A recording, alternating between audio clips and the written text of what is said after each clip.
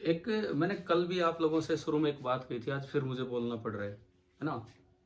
एक 10-15 सवाल दिए थे। मैंने ये भी कहा था कोई रफ सॉल्यूशन जो आप करे हो भेजना। दूसरी बात मैंने कहा था डाउट्स जो हो क्वेश्चन नंबर भेजना। अभी तक एक सिंगल स्टूडेंट ने भी एक भी डाउट नहीं भेजा है। क्या सारे हो गए हैं क्या आप लोगों से? एक बार जवाब दो। देखो अभी ऐसे टाइम वेस्ट नहीं कि सारे सवाल हो गए हैं क्या, वो बताओ। वो ऐसा भी हो सकता है कि हो गए हों सारे। अच्छा, किस किस किसने अटेम्प्ट, क्या कह रहे हो? क्या कह रहे हो, दोबारा बोलो। ना ना ना, ये अब बोलने का समय नहीं है ना। मैंने कहा था व्हाट्सएप पे आप कर दोगे तो मैं कोई डाउट क्लास में डिस्कस कर दूंगा। ऐसे थोड़ी आपको। मैं 2-3 दिन हो गए कहते कहते कि भाई वो जो, हाँ आप क्वेश्चन सोल्व करते एक रफ सा सोल्यूशन, उसकी फोटो खींच के मुझे भेज दो, मुझे पता लगे कि आप क्या कर रहे हो। दूसरी बात, जो जो सवाल नहीं हुए वो उनके क्वेश्चन नंबर भेज दीजिए। लेकिन आपकी क्लास ये एक ऐसी क्लास है जिससे ऐसा कुछ भी नहीं हो रही। मैं 2 और ऑनलाइन क्लासेस ले रहा हूँ, मतलब दूसरे कैंपस की। वहाँ डेली ऐसा हो रहा है, जो भी काम दिया जाता है वो भेजा जाता है वापस। आपकी क्लास से कोई रिस्पॉन्स ही नहीं मिल रहा है 1% भी काम का। चलो ठीक है,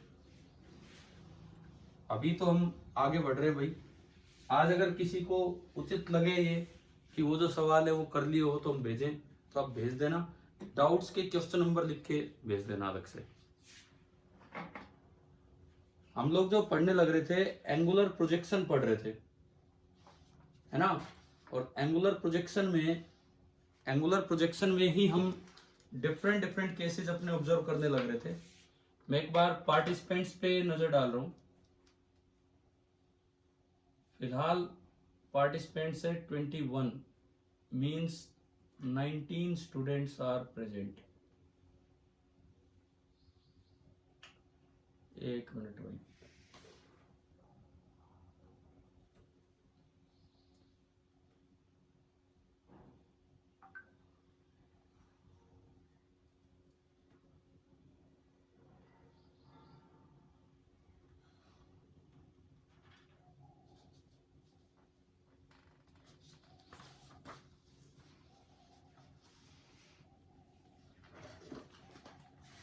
देखिए मैं आगे बढ़ाता हूं अभी काम को। अब हम जो सीख रहे होंगे इसमें, this will be projection on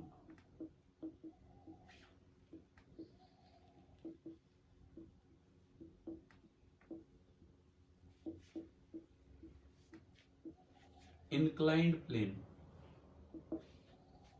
projection on inclined plane, horizontal projection, angular projection. अब इन पे और डिस्कशन सवालों के साथ होगा। पहले एचसीवी डिस्कस होगी, फिर कुछ और सवाल दिए जाएंगे। लेकिन अब थोड़ा सा और आगे काम को बढ़ाते हुए, projection on inclined plane. Suppose ये कोई एक इंक्लाइंड प्लेन है, this is fixed on ground. इसका एंगल ऑफ इंक्लिनेशन कुछ भी हम मान सकते हैं, let it be alpha. Alpha हमने बोल दिया angle of inclination of plane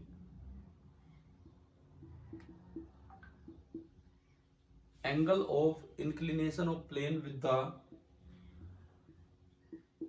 horizontal, ये है। अब देखो प्रोजेक्शन ऑन इंक्लाइंड प्लेन पे 2 केसेस आएंगे, एक नीचे से ऊपर की तरफ और एक ऊपर से नीचे की तरफ। मान लो मैं पहला पार्ट लेता हूं, projection up the plane. Suppose मैं फर्स्ट पार्ट ले रहा हूं, प्रोजेक्शन अप द प्लेन। आपने यहां से किसी बॉल को थ्रो किया विद वेलोसिटी u, और मान लो इस प्लेन के साथ जो आपने एंगल बनाया है, let that be the angle of projection. कल सामने हॉरिजॉन्टल ग्राउंड था तो ग्राउंड के साथ थीटा था। आज ये सामने प्लेन है तो प्लेन के साथ एंगल थीटा है।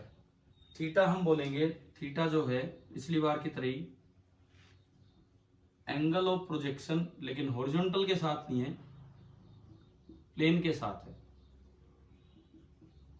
जो भी आपको इंक्लाइंड प्लेन दिया गया है उसके साथ। तो ये जैसा भी पाथ होगा पैराबोलिक ही होगा। एक तो मैं आपको ना एक बार ये बता दूं कि कभी भी आपको ये कंफ्यूजन नहीं रहना चाहिए। एक general condition for parabolic path कि किसी भी पार्टिकल के मोशन का पाथ पैराबोलिक कब होगा। दो कंडीशन है। पहली बात, जो एक्सेलरेशन वेक्टर है पूरे पाथ के दौरान वो कांस्टेंट रहे, जैसे यहाँ एक्सेलरेशन ड्यू टू ग्रेविटी रहती है। एंड दूसरी बात, initial velocity should not be parallel to acceleration. इसका ये मतलब है कि u cap should not be equal to plus minus a cap. ये तो अलग से लिख लो, कंडीशंस फॉर पैराबोलिक पाथ, ये तो अलग से आप नोट कर लीजिए कि कोई भी पार्टिकल का पाथ पैराबोलिक तब होगा जब पहली बात पूरे मोशन के दौरान उसका जो एक्सेलरेशन है वो कांस्टेंट रहे, या फोर्स जो उस पर लग रहा है वो कांस्टेंट रहे, और जो इनिशियल वेलोसिटी है ना तो ए के पैरेलल हो, मतलब ना तो ए की तरफ हो ना ए से अपोजिट हो। ये चीजें आप लिख लीजिए।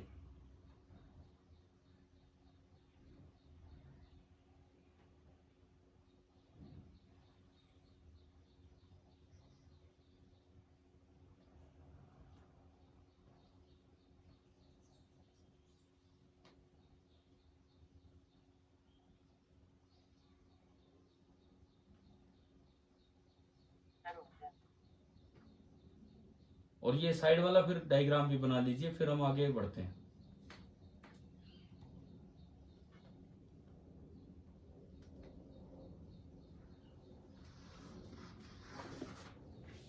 एक बार मुझे ये बताओ, कितने बच्चों ने HCV ट्राई कर ली है? कितने बच्चों ने वो सारे सवाल ट्राई कर लिए हैं जो 10-12 थे जो मैंने दिए थे? यस नो बोल दो बस, यस सर नो सर, इस तरह से। Yes sir. तो मन्नत जी, कितने क्वेश्चंस में डाउट आए, कितने सवालों में?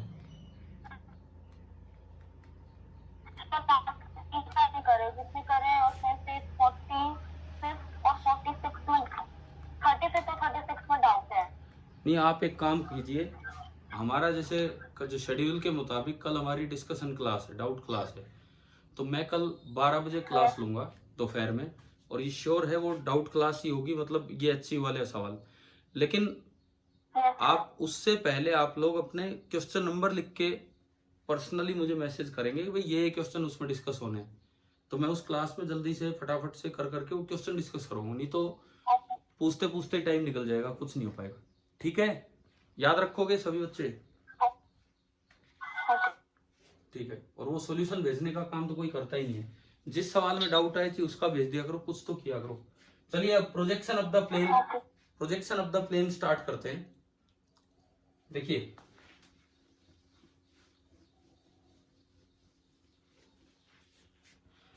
इसको स्टडी करने के लिए पॉइंट ऑफ प्रोजेक्शन को मान लिया जाता है ओरिजिन।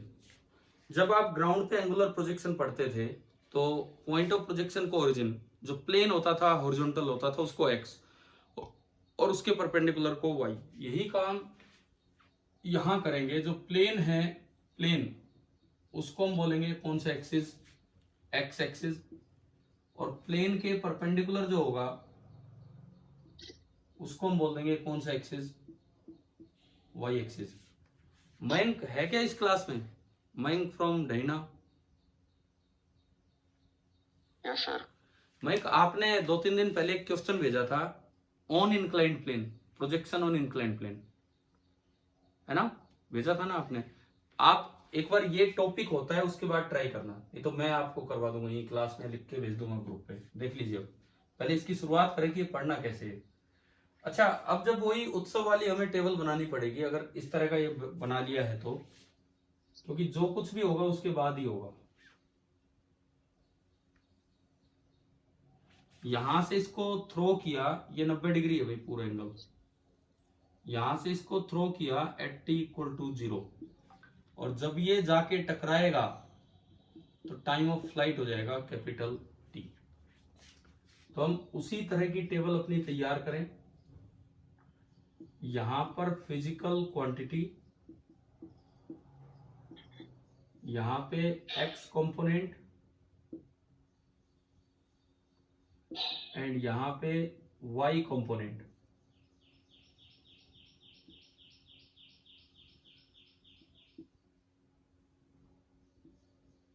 एंड वही सब है इसमें उत्सव। सबसे पहले लिखा करते हैं यू और ए। चलो यू लिखवाओ आप, यू के कंपोनेंट लिखवाओ। ये यू रहा, इसका एक्स के अलोंग, इसके वाई के अलोंग कंपोनेंट बताओ, बोल रहे हैं। यू एक्स कितना होगा और यू वाई कितना, ये तो बड़ा वही है, सीधा ही है, u cos theta and u sine theta. U x तो होगा u cos theta and u y हो जाएगा यू साइन थीटा। आ गया होगा समझ यू के कंपोनेंट। अब आप ए के कंपोनेंट करो, अब आप ए के कंपोनेंट करवाइए, क्या होंगे। मैं ये मिटा दूं, ये आपने लिख रखे हैं, पहले ही लिख रखे हैं ना ये साइड वाले। अरे ये लिख लिए थे कि नहीं।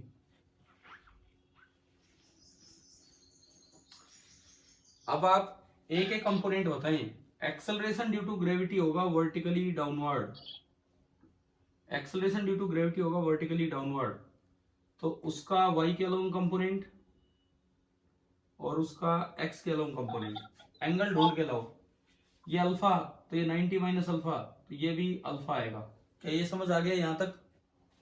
ये अल्फा है तो ये भी अल्फा होगा, क्या ये समझ आ गया आपको। हाँ भाई ठीक है। तो जी का कंपोनेंट इधर जो बनेगा इधर, वो क्या होगा, जी कोस अल्फा, और इधर जो बनेगा इधर, वो क्या होगा, जी साइन अल्फा। अब आप लिखो ये जी, ए एक्स क्या होगा और ए वाई क्या होगा, इसको देख के बताओ ए एक्स क्या होगा और ए वाई क्या होगा।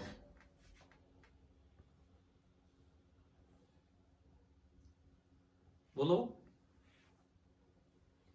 ए एक्स, एक्स डायरेक्शन उधर और ये कंपोनेंट इधर आ रहा है जी साइन अल्फा, तो ए एक्स बनेगा minus of g sine alpha, और ए वाई, वाई ऊपर माना है तो ए वाई बनेगा minus of g cos alpha. बताओ एक बार, ये टुकड़े, ये कंपोनेंट समझ आ गए कि नहीं। Yes sir. है ना। और याद रखने वाली बात ये है, यहाँ कोस आता है तो यहाँ साइन आता है, यहाँ साइन आता है तो यहाँ कोस आता है। वहाँ एंगल ऑफ प्रोजेक्शन और यहाँ एंगल ऑफ इंक्लिनेशन है, इस तरह है। अच्छा अब मैं बात करता हूँ किसी टाइम टी की पोजीशन की। सपोज किसी भी वक्त टी बराबर टी पे ये पार्टिकल यहाँ आ लिया, इस समय इसकी पोजीशन है एक्स कोमा वाई। तो हमें पता है कि टाइम के कंपोनेंट होते नहीं है, टाइम एक्स एक्सिस के मोशन के लिए भी टी है, वाई एक्सिस के मोशन के लिए भी टी। एस के टुकड़े, अगर मैं यहाँ जगह नहीं इसलिए बना रहा, डिस्प्लेसमेंट बनाऊं, तो हमने पढ़ा था कि अगर पॉइंट ऑफ प्रोजेक्शन ओरिजिन है तो डिस्प्लेसमेंट का एक्स कंपोनेंट एक्स होता है और वाई कंपोनेंट वाई होता है, तो ये एक्स हो जाएगा और ये वाई। हाँ भाई समझ आ गया, ठीक है। और v कुछ भी वेलोसिटी होगी, कुछ भी वेलोसिटी होगा, उसका एक x के पैरेलल और एक y के पैरेलल कंपोनेंट, वो भी अननोन होते हैं, तो वो हमने बोल दिए vx और vy। मतलब अगर वेलोसिटी इधर कहीं टेंजेंशियली बने, इस वक्त टेंजेंशियली इधर v वेलोसिटी है, तो उसका पैरेलल टू प्लेन जो कंपोनेंट होगा वो होगा vx, and parallel to y axis जो कंपोनेंट होगा वो होगा vy। ये टी टाइम पे यहां है। आप ये डायग्राम पूरा कीजिए, ये टेबल पूरी कीजिए।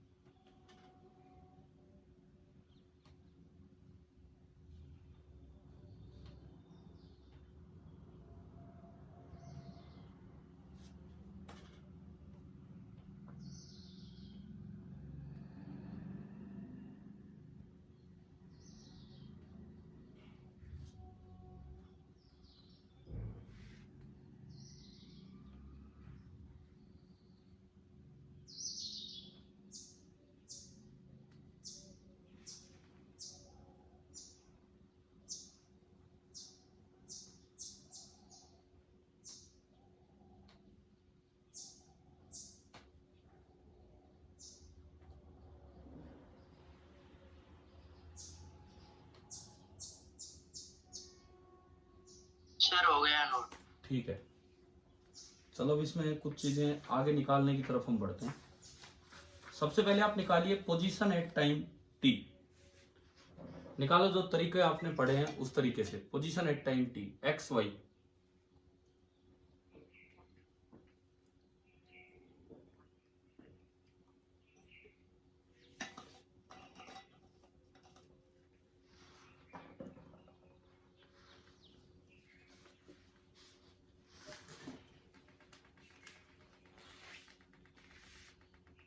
देखो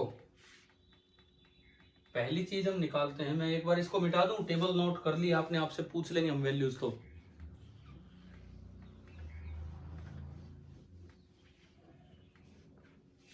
सबसे पहले हम निकाल रहे हैं पोजीशन एट टाइम टी। तो उसके लिए हमें इक्वेशन यूज करनी पड़ती है, s is equal to u t plus half a t square, क्योंकि एक्सेलरेशन कांस्टेंट है। एक बार हम यूज करते हैं अलोंग एक्स एक्सिस और एक बार यूज करते हैं along y axis. Along x axis, along x axis बताओ क्या इक्वेशन बनेगी, उस टेबल से बताओ। एस की जगह क्या है एक्स, यू की जगह क्या है, आपके पास टेबल है, बोला करो इतनी देर में। तो ए की जगह क्या है बताओ, ए एक्स कितना है, तो minus half g sine theta नहीं बल्कि वो एंगल ऑफ इंक्लिनेशन है, और टी स्क्वायर। Equation number 1। अब मैं लगाऊं along y axis, x s की जगह वाई, यू की जगह यू साइन थीटा, टी की जगह टी, ए की जगह क्या है वहां, minus T cos alpha into T square. तो आपके पास पोजीशन आ गई। अच्छा, अगर आपको पाथ निकालना होता, पीछे जब आपने पाथ निकाला था तो वो थोड़ा आसान एक्सप्रेशन थे। एक से टी, ये तो था ही नहीं, एक से टी निकाल के इसमें पुट कर देते थे। आज थोड़ा मुश्किल है कि नहीं इक्वेशन ऑफ पाथ निकालना, इससे टी निकालोगे क्वाड्रेटिक है, फिर वो इसमें पुट होगा, थोड़ा मुश्किल है। इसलिए हम पाथ अपना डायरेक्टली डिटरमाइन करते हैं। सबसे पहली बात, एक्सेलरेशन जो है वो पूरे रास्ते जी है और वो पूरे रास्ते कांस्टेंट है। दूसरी बात, डायग्राम देख के बताओ क्या यू और जी पैरेलल है, क्या यू और जी सेम या अपोजिट डायरेक्शन में है, डायग्राम देख के बताओ। अरे जी एक्सेलरेशन इधर है, यू कहीं उधर है, क्या यू और जी पैरेलल है क्या? नो सर, बिल्कुल भी वो पैरेलल नहीं है। तो क्या हमने जो आज शुरू में कंडीशन पढ़ी थी वो सेटिस्फाई हो रही है? u vector is not parallel to a vector. इसका मतलब कैसा पाथ होना है पार्टिकल का? पार्टिकल का जो पाथ होना है वो कर्ड तो है ही है, लेकिन कर्ड में भी एक स्पेशल केस कि वो पाथ कैसा बनेगा, पैराबोलिक। हाँ, एक केस में गड़बड़ हो सकती है, कोई इतने एंगल पे फेंक दे, कोई इतने एंगल पे फेंक दे कि ये ऊपर ही चला जाए, बिल्कुल वर्टिकली अपवर्ड, तो पाथ कैसा होगा बताओ भाई। इसमें एक बात का ध्यान रखना, if theta is π/2 minus alpha, मतलब 90 डिग्री माइनस अल्फा, इसका ये मतलब है कि अगर थीटा प्लस अल्फा 90 डिग्री हो जाए तो उस केस में पार्टिकल वर्टिकली जाने लगेगा, तब u वेक्टर पैरेलल हो जाएगा a वेक्टर के। पैरेलल मतलब सेम या अपोजिट, वो अपोजिट डायरेक्शन हो जाएगा, और उस केस में जो पाथ है वो पैराबोलिक ना होके कैसा पाथ हो जाएगा, स्ट्रेट पाथ। तो पाथ के बारे में ये दो बातें हैं। क्या ये आखिरी पॉइंट समझ आ गया आपको जो मैंने बताया अभी बोर्ड पे?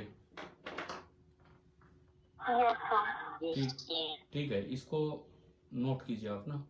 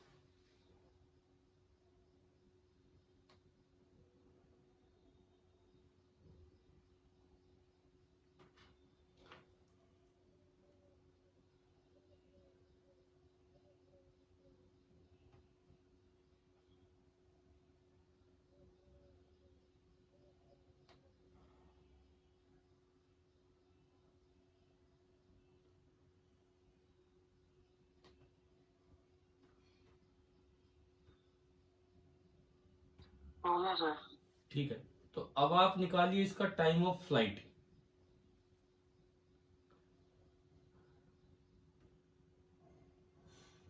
अब आप निकालिए इसका टाइम ऑफ फ्लाइट।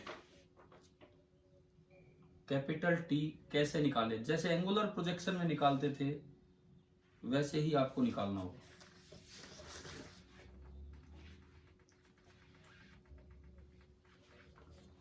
देखो t बराबर t पे y कितना है बताओ। t बराबर t पे y कितना है?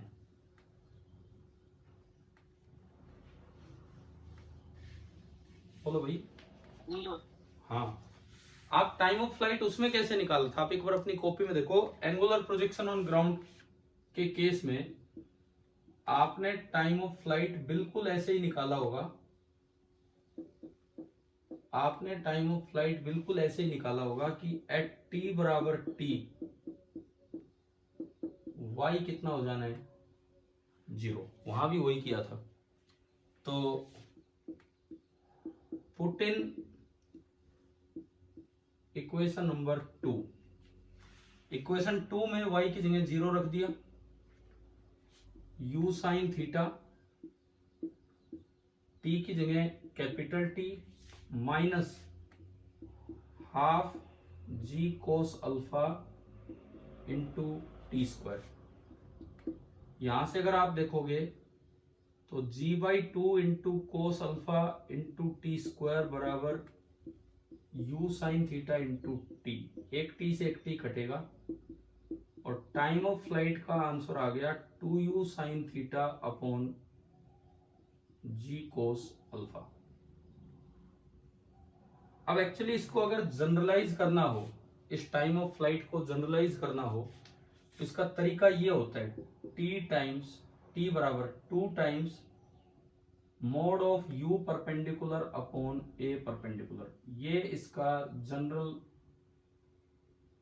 इसका जनरल सा फॉर्मूला है। अच्छा, ये क्या है u परपेंडिकुलर a परपेंडिकुलर? सबसे पहली चीज, आपने मोशन इन 1D पढ़ा। आप किसी चीज को ऊपर फेंकते थे u स्पीड से, तो बताओ टाइम ऑफ फ्लाइट कितना था? पूरा ऊपर से नीचे आने का टाइम 2u/g था। पढ़ा है टाइम 2u/g। और 2u/g क्या है?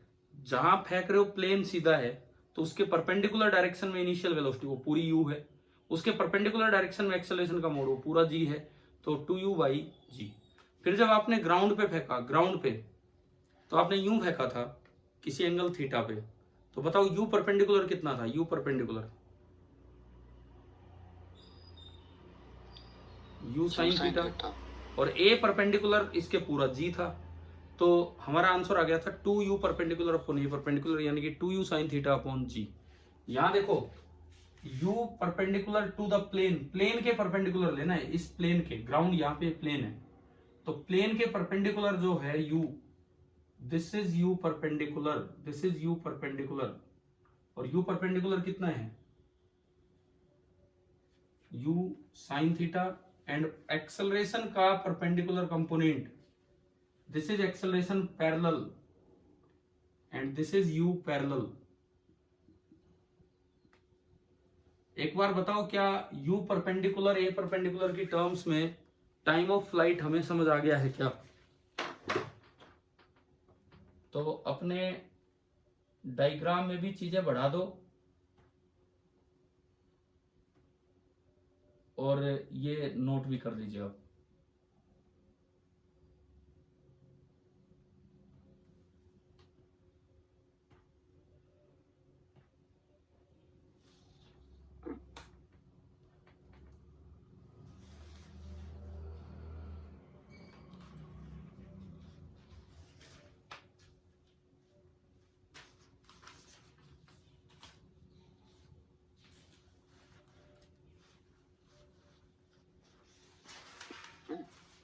आप लोग साथ साथ नोट करते हो या बाद में नोट करते हो? नोट ही नहीं करते हो, क्या करते हो, कैसे? तो बाद में कहां से नोट करते हो? वो जो पीडीएफ भेजा जाता है उससे, या अपने आप? सर यहाँ पे जब आपने ग्लूकोज से बाद अरे ना, ये तो ठीक है, ये तो मैं टाइम देता ही हूँ। ऐसा तो नहीं है ना मैं टाइम दे रहा हूँ और अब आप भी खाली बैठे और क्लास खत्म होने के बाद फिर नोट्स बना रहे हो। No sir. वो मत करना, वो तो हाँ, सर। एक मजबूरी की बात है। आपको पीडीएफ इसलिए भेजा जा रहा है कि कोई रह जाए तो वहां से आप अटेंड कर सकते हैं। अच्छा, दूसरी बात, कल केमिस्ट्री वाले सर ने मैसेज कर रखा था कि जो ऑनलाइन क्लास में नहीं आएगा किसी भी सब्जेक्ट में उनको रिमूव किया जाएगा। तो कुछ असर हुआ है क्या उस बात का? अभी देखो, मैं पार्टिसिपेंट्स की स्ट्रेंथ देख रहा था, 22 दिखा रहे हैं इसमें, मतलब 20 students are present, means 10 are nearly absent.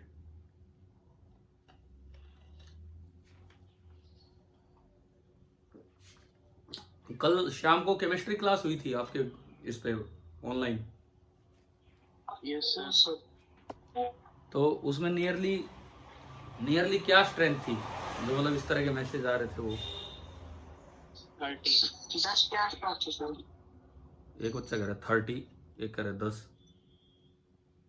13 से 30 सर 10 के आसपास थी। हाँ तो यार कम ही थी फिर तो स्ट्रेंथ इस हिसाब से, तो तभी वो मैसेज किए उन्होंने। चलो तो हम आगे बढ़ते हैं। हाँ भाई, अब चले रेंज निकालने की तरफ। ये हॉरिजॉन्टल रेंज नहीं है, range on the plane R, ये आर निकालना है। नेक्स्ट हेडिंग आप डाल दो range on the plane R, और जैसे वहां निकाली थी एंगुलर प्रोजेक्शन में उसी तरह यहां निकालने की कोशिश करें, स्टार्ट करें।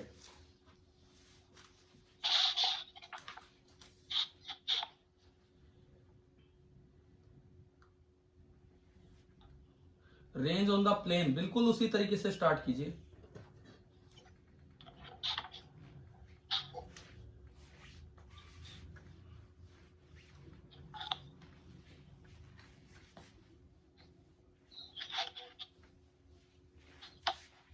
अगली जो चीज हम देख रहे हैं that is range on the plane, and this is R. Ground पे रेंज का क्या फॉर्मूला था? ग्राउंड पे रेंज का Q² sin 2 थीटा। एक मिनट सुनो, आर ऑन ग्राउंड का फॉर्मूला सुनो क्या था। आर ऑन ग्राउंड का फॉर्मूला था u²/g इंटू साइन 2 थीटा, मतलब 2 times sine theta into cos theta, ऐसा था ना। 2 टाइम्स साइन 2 थीटा क्या होता है? 2 sine theta into cos theta. मैं लिख सकता हूं। अब सुनो, फर्क सुनो, आर ऑन द प्लेन में आप फर्क सुनिए। आर ऑन द प्लेन और ये भी R up the plane, down the plane का अलग बनेगा। आर अप द प्लेन, ये टर्म एज इट इज है, 2 भी एज इट इज, u² भी as it is, sine theta भी एज इट इज। अब ये जो आपका कोस थीटा है इसकी जगह आ जाया करता है cos of theta plus alpha. भाई इसमें देखो, ध्यान रखो, ये जो एंगल है ये तो थीटा विद द प्लेन है और ये थीटा विद द हॉरिजॉन्टल है, लेकिन ऑन द ग्राउंड फेंकोगे तो जो एंगल विद द प्लेन है वही एंगल विद द हॉरिजॉन्टल है कि नहीं? बताओ तो मुझे, मैं याद करवा रहा हूं जस्ट, और कुछ नहीं। जब आप ऑन ग्राउंड फेंकोगे तो जो विद द प्लेन है वही एंगल विद द हॉरिजॉन्टल है। अब देखो क्या चेंज हो गया, उधर देखो, विद द प्लेन तो उधर वाले प्रोजेक्शन में एंगल कितना था? विद द प्लेन तो कितना था? थीटा। हाँ, with the plane angle theta था तो उसका थीटा ही आ गया, लेकिन विद द हॉरिजॉन्टल एंगल कितना है?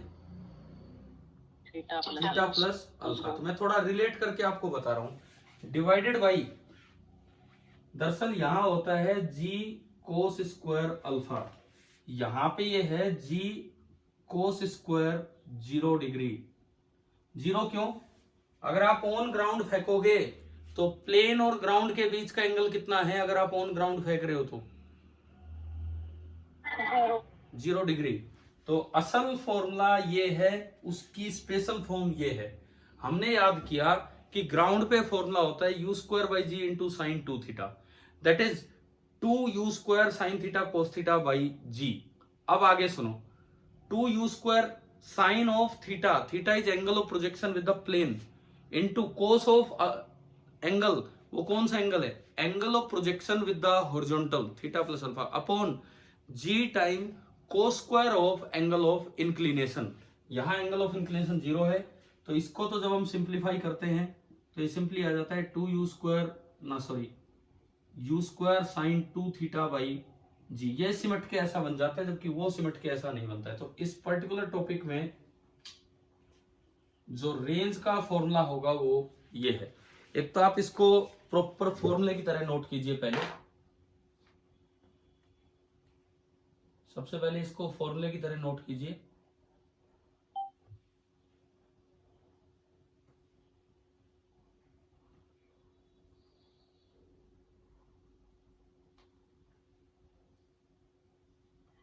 देन इसका बिल्कुल उसी तरीके से प्रूफ जैसे कि आपने हॉरिजॉन्टल ग्राउंड पे किया है, बिल्कुल उसी तरीके से proof.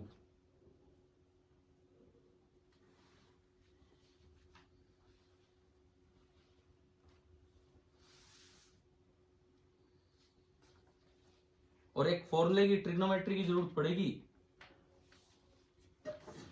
Cos A cos B minus sine A sine B क्या होता है, cos A plus B. Cos A cos B minus sine A sine B होता है cos of A plus B. चलो आज का आखिरी काम कर लेते हैं, इसमें 3-4 मिनट बचे हैं। प्रूफ देखिए भाई, कैसे प्रूव किया था वहां, ये ग्राउंड पे कैसे प्रूव किया था। एट टी बराबर टी, एक्स बराबर कितना हो जाएगा, एट टी बराबर टी आर, हाँ उससे ही हम प्रूफ करेंगे अब इसका।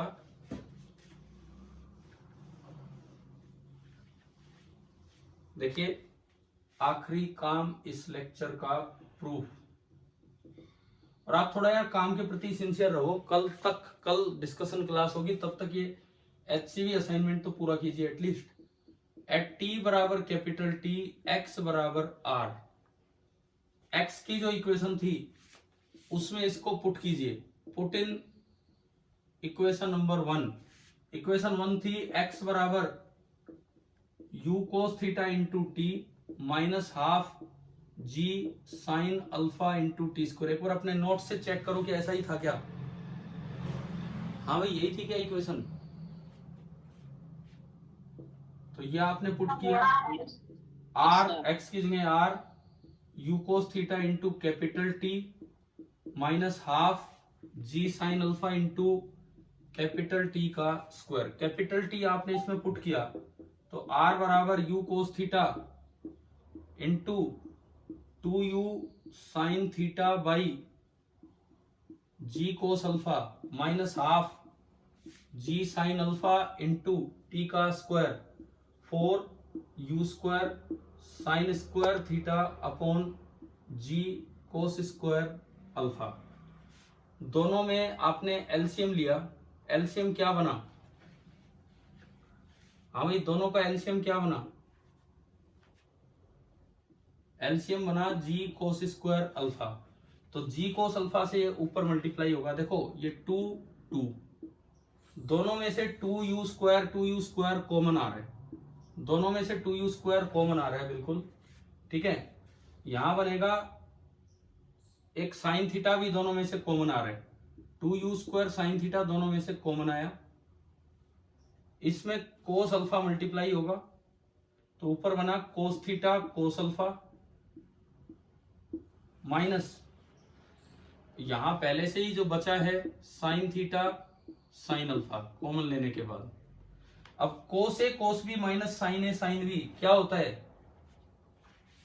कोस A cos B minus sine cos A plus B, तो यह आ गया 2u square sine theta cos of theta plus alpha divided by g cos square alpha. तो ये आपका प्रूफ हो गया है, आप ये नोट कर लीजिए।